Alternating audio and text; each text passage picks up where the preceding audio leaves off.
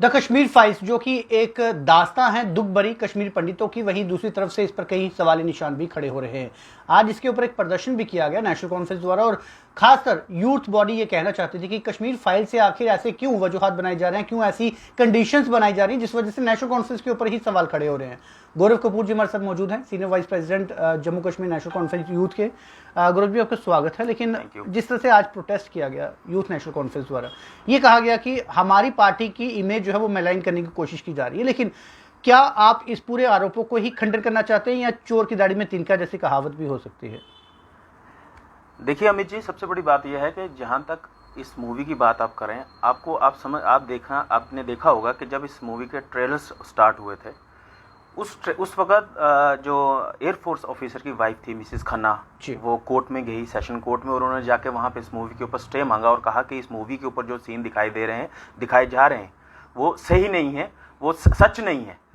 तो जब और फिर कहीं ना कहीं कोर्ट ने उनको स्टे दिया और इनको कहीं ना कहीं वो सीन कुछ हटाने पड़े। आप मुझे बताएं, जिन लोगों का लिए आप दिखा रहे हैं उनके साथ क्या बीती, वही लोग उठ के अगर कोर्ट में जाते हैं, तो आप मुझे बताइए इस फिल्म की सच्चाई कितने हद तक होगी। मैं डिनाई नहीं करता कि इसमें कि सब कुछ झूठ होगा, लेकिन कुछ परसेंट सच होगा, लेकिन इसको उस सच के ऊपर इतना मसाला लगा के दिखाया गया कि जम्मू कश्मीर के अंदर जो पिछले कई सालों से आप पिछले 4-5 साल से हम देख रहे हैं कि जो माहौल एक अच्छा जम्मू कश्मीर का जो बन रहा था, और खासकर मैं तो इस बात पे हैरानगी होती है कि सेंट्रल गवर्नमेंट ने करोड़ों अरबों रुपए खर्च दिए सोशल मीडिया के ऊपर वो पेजेस को ब्लॉक करने के लिए, जिन पेजेस के ऊपर हिंदुस्तान के अगेंस्ट गलत चीजें दिखाई जाती थी, नफरतें वाली चीजें दिखाई जाती थी। एक तरफ आपने पैसे खर्च के उस चीज को रोकने की कोशिश की, दूसरी तरफ आपने इस मूवी को इतना हाइप दिया कि वो नफरतें आपने दोबारा एक दूसरे के समाज के बीच लेके आए। गौरव जी, एक चीज तो होती है कि आटे में नमक की बात तो मानी जा सकती है, नमक में आटा जो है वो बर्दाश्त नहीं होता।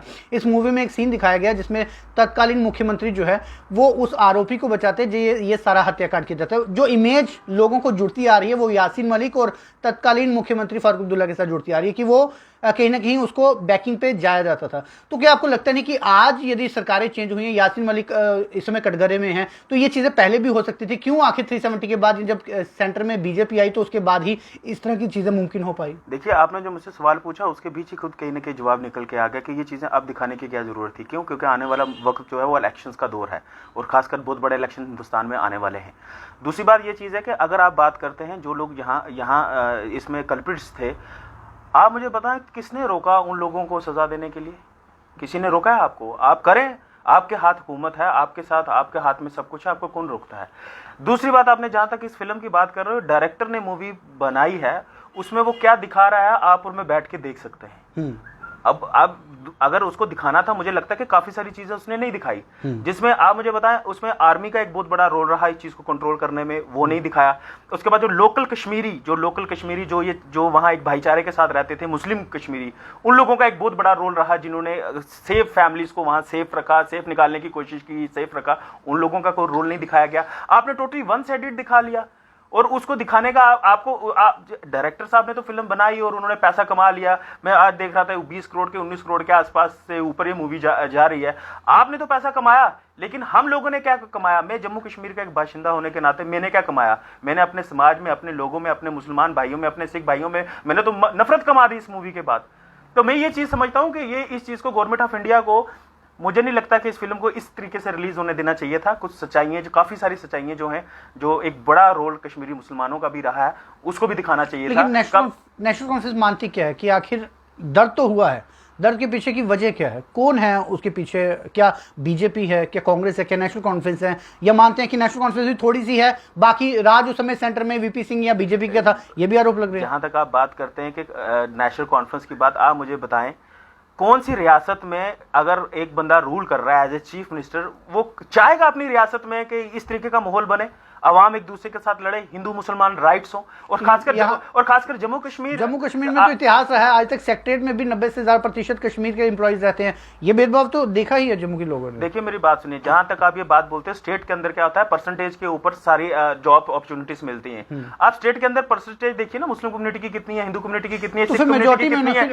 फिर आज तक फिर हिंदू उसको माइनॉरिटी के क्यों नहीं दर्जा मिला? फिर तो हिंदू कम्युनिटी माइनॉरिटी में जो आज ठेकेदार हिंदुओं के बनते हैं वो उठाए ना, उन्होंने आज तक क्यों नहीं इस चीज की बात की? उनको बात करनी चाहिए ना, जो हिंदुओं के ठेकेदार बनते हैं उनको आज बात करनी चाहिए। हिंदुओं को माइनॉरिटी क्यों नहीं मिली? किसने रोका है? इतना बड़ा स्टेटहुड का दर्जा ले दिया गया। बदकिस्मती, जम्मू कश्मीर एक ऐसी रियासत थी जो अंग्रेजों के टाइम तक गुलाम नहीं हुई, वो आज स्टेट से यूटी बना दी गई। जब आपने इतना बड़ा स्टेप उठा दिया तो आप और स्टेप हिंदू, मैं तो कहता हूं इनको ओपन, आप अगर आप बीजेपी, अब नेशनल कॉन्फ्रेंस के ऊपर इल्जाम लगते हैं कि उसने मुस्लिम कम्युनिटी के लिए ये किया वो किया, आज बीजेपी के लिए किसने रोका है? हिंदुओं के लिए करे ना, करे, किसने रोका है इनको कौन रोकेगा? लेकिन कहना और करने में बहुत बड़ा अंतर होता है अमित जी। मैं इसलिए आपको ये चीज कहूंगा कि ये बड़ी बदकिस्मती मैं समझता हूं, खासकर मैं एज ए नौजवान होने के नाते, क्योंकि हमारी स्टेट के अंदर अगर इंडिया की बात करूं और स्टेट की बात करूं, परसेंटेज वोटर जो है वो नौजवान है। इस देश का जो मुस्तकबिल है वो नौजवान है।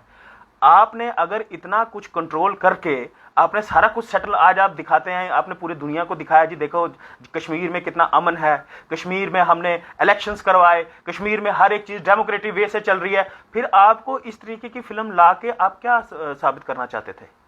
आपने जो जनरेशन आज जो जनरेशन आप जो कश्मीर की या जम्मू की जनरेशन जो नई जो आ रही है पीढ़ी, जो इन चीजों से अब दूर थी कि चलो ठीक है ऐसा कुछ हुआ था, आज आपने उनको दिखा दिया। आज आपने डॉक्यूमेंट्री बनाई, मूवी अब हर किसी के पास है, वो आज से बाद 10 साल बाद जो जनरेशन पैदा होगी वो भी देखेगी। मैं मानता हूं। क्यों गौरव जी, इससे पहले 2007 में परजानिया मूवी बनी थी जिसमें गोधरा कांड का दिखाया गया था कि किस तरह से एक फैमिली पर हिंदू कम्युनिटी ने जो है वो अटैक किया था और किया था। तब भी 2007 में सेंटर में कांग्रेस की सरकार थी, तब इतना हो हल्ला नहीं हुआ कि इस तरह की मूवी क्यों बनाई जा रही है।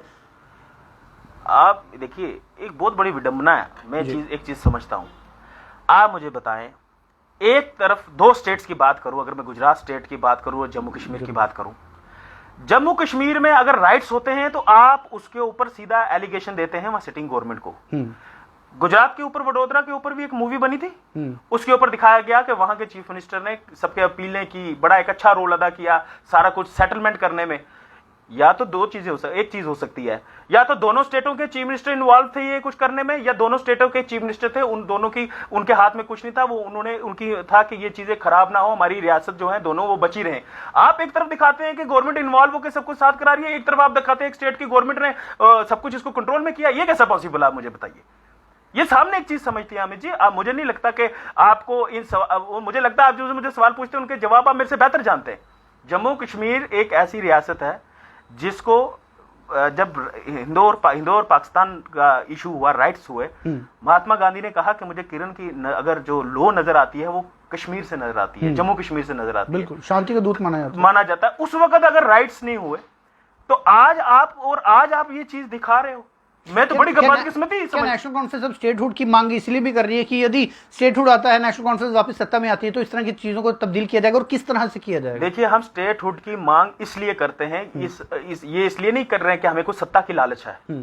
स्टेटहुड की मांग हम इसलिए कर रहे हैं क्योंकि ये कितनी बड़ी बदकिस्मती है कि जो स्टेट, मैंने आपको पहले कहा, आजादी से लेके अभी तक गुलाम नहीं रही, आज आपने उसको यूटी में कन्वर्ट कर दिया। अब यूटी में अगर ये सरकार बनती है, लोग अपना अपना मुआहिदा चुनेंगे, अपना अपना एमएलए चुनेंगे, सरकार बनेगी, लेकिन उस सरकार का राइट किसके पास होगा? जो सीएम बनेगा तो वो तो बेचारा एक मजबूरी का सीएम बनेगा, जैसे दिल्ली का वो है केजरीवाल साहब, वो दूसरे दिन एलजी दफ्तर के बाद धरने पे बैठ जाते हैं, भाई मेरी ये बात नहीं मान रहे, आप वो नहीं मान रहे। आप मुझे बताएं कि इस वक्त जो सरकार जो बनेगी, जो एलजी के अंडर आएगी सरकार, उसमें तो जो काम हम जम्मू कश्मीर के लोगों के लिए करना चाहेंगे तो वो ये सेंटर वाले देखेंगे कि इस चीज में हमें लॉस है, इस चीज में हमें नुकसान है, वो ये चीज देखे तो उस चीज को आगे। वैसा भी नहीं ना हो कि फुल फ्लैश पावर्स मिल जाए, तो जैसे कश्मीर फाइल्स में दिखाया गया था कि जो कल्प्रिट से उनको शेल्टर किया जाता है, वैसा ना हो। अब आपको लगता है कि 21वीं सेंचुरी में वो एक वक्त दौर अलग था, अब आपको लगता है कि आज वो वक्त था। अब मैंने आपको कहा, अब जो नौजवान है वोटर, वो पढ़ा लिखा है, वो चाहे हिंदू कम्युनिटी में है, चाहे वो मुस्लिम कम्युनिटी में है, चाहे वो सिख कम्युनिटी के अंदर है, वो अब पढ़ा लिखा है। आज के टाइम में कौन सी पढ़ी लिखी फैमिली कभी नहीं चाहेगी कि उसके घर का माहौल खराब हो, उसके साथ, उसकी फैमिली मेंबर के साथ कोई हादसा हो। अब वो कोई नहीं चाहेंगे कि ऐसा कभी ये चीज हो। इसलिए और मैंने आपको फिर कहा, जो हुकूमतें बनाते हैं वो इसलिए हुकूमतें नहीं बनाते कि हम हुकूमत बनाएं और हिंदू मुसलमान को लड़ाएं। और दूसरी बात, जहां तक मैं मानता हूं कि हमारे कश्मीरी पंडितों के साथ गलत हुआ, क्योंकि आज अगर मैं उनको अपनी जगह रख के देखूं, अगर मेरे को अपना घर छोड़ के निकलना पड़े तो बड़ी पेनफुल चीज होगी। मैं उस चीज में आप सर एग्री हूं कि गलत हुआ, लेकिन आप मुझे बताएं, सिखों के साथ गलत नहीं हुआ, मुस्लिम के साथ गलत नहीं हुआ। जम्मू कश्मीर स्टेट के अंदर सारी कम्युनिटियों ने भुगता है। अच्छा, क्या नेशनल कॉन्फ्रेंस ये मानती है कि बीजेपी इतनी क्षमता में है या इतनी सक्षम है कि वो जिस तरह से मूवी में यदि दिखाया गया है तो उस पूरे माहौल को चेंज कर कर वापिस कश्मीरी पंडितों को कश्मीर में सेटल करने का दम रखती है? अभी तक 8 सालों से क्या कर रहे हैं? नियर अबाउट 8 साल हो गए इनको हुकूमत में। आज तक इन्होंने क्यों नहीं सेटल किया कश्मीरियों को वापस अपने घरों में? क्योंकि ये भी एक पॉलिटिक्स की गेम है कि बस उनको इलेक्शंस पास आएंगे तो बोलेंगे बस सेटल कर रहे हैं, उनको खुश करेंगे। मैं कहता हूँ बहुत बड़ी बदकिस्मती है कि जम्मू कश्मीर के अंदर कश्मीरी पंडितों के साथ जो गलत हुआ उसको आज भी उन्हीं के मतलब जो उनके साथ गलत हुआ उसी चीज को आज हम उन चीजों के साथ खेल रहे हैं उनके साथ। आप करिए उनको सेटलमेंट, आपको किसने मना किया? कश्मीर का कौन सा नौजवान, मुस्लिम कश्मीर का नौजवान है जो ये कहेगा कि भाई ये कश्मीरी पंडित हमारे वापस नहीं आना चाहिए? वो उनका हिस्सा है। कश्मीरी नौजवान जो कश्मीरी हिंदू है वो कश्मीरी मुसलमानों का हिस्सा है, क्योंकि वो एक माहौल, एक कल्चर में पैदा हुए हैं, बड़े हुए हैं। कौन कश्मीरी मुसलमान है जो कहेगा कि भाई ये कश्मीरी पंडित नहीं आने चाहिए? बिल्कुल, ये बड़ा सवाल है और कंट्रोवर्शियल जरूर है। कश्मीर फाइल में जिस तरह से मूवी में दिखाया गया है वो सच्चाई जरूर हो सकती है, लेकिन बड़ी बात यह है कि इसके पीछे आरोपी कौन है और इसका ताज किसे पहनाया जाना चाहिए वो अभी भी ये एक चर्चा का विषय बना हुआ। क्योंकि बड़ी बात यह है कि 8 साल यदि इस समय हुकूमत में भाजपा को भी हो चुके हैं तो क्या कश्मीर फाइल बनने से पहले तक इस तरह की सिचुएशन को हैंडल करने की कोशिश की गई? क्या आज भी हमारे कश्मीरी पंडित भाई इस बात में मुतमीन है कि मौजूदा समय में ऐसा माहौल बन चुका है कि उन्हें वापस कश्मीर में सेटल किया जा सकता है? यदि नहीं तो ऐसे में सिर्फ मूवी बना देने से, उनके दर्द को आगे छलका देने से किसी को भी ये नहीं कहा जा सकता कि फलानी पार्टी जो है वो इसके लिए कल्प्रिट है और बाकी पार्टियां जो है वो दूध की दूली है। हुआ है, दर्द जरूर हुआ है और उसके लिए कश्मीरी पंडित समाज के अलावा हर एक देश में जितने भी कोने में रहने वाले लोग हैं उन्हें वो उस दर्द से वाकिफ है। उन्हें भी लगता है कि ऐसा नहीं होना चाहिए था, लेकिन आखिर इसके होने के बाद क्या उन मुजरिमों को सजा मिल पा रही है या जो इस पर सियासत खेलना चाहते हैं वो उन मुजरिमों को सजा देने के साथ साथ इनके रिहेबिलिटेशन के लिए सोच रहे हैं? ये कश्मीरी पंडित समाज भी ये सवाल जो है वो न केवल नेशनल कॉन्फ्रेंस से, न कांग्रेस से, न अन्य पार्टियों से, बल्कि भाजपा से भी पूछना चाहती होगी कि आखिर यदि आज ये डिंडोरा पीटकर ये कहा जा रहा है कि उस समय विपक्ष की पार्टियों के मद्देनजर के होते हुए इस तरह का पूरा मैसेकर हुआ था, तो आखिर पिछले 8 सालों से यदि सेंटर में और स्टेट में भाजपा का बोलबाला है तो तब कौन सा इन कश्मीरी पंडित भाइयों को वापस रिहेबिलिट करने के लिए कुछ कदम उठाया गया है? ये एक बड़ा सवाल होगा सत्ता पक्ष के सामने। और यह भी जरूर है कि नेशनल कॉन्फ्रेंस का ये कहना कि इस तरह की फिल्में चुनावों से पहले बनना भी एक मैलिफाइड अटेंशन की तरफ इशारा जरूर करता है। गौरव जी, आपका बहुत बहुत शुक्रिया। Thank you. फिलहाल आप जुड़ रही व्यू स्टूडियो न्यूज के साथ, इजाजत दीजिए, नमस्कार।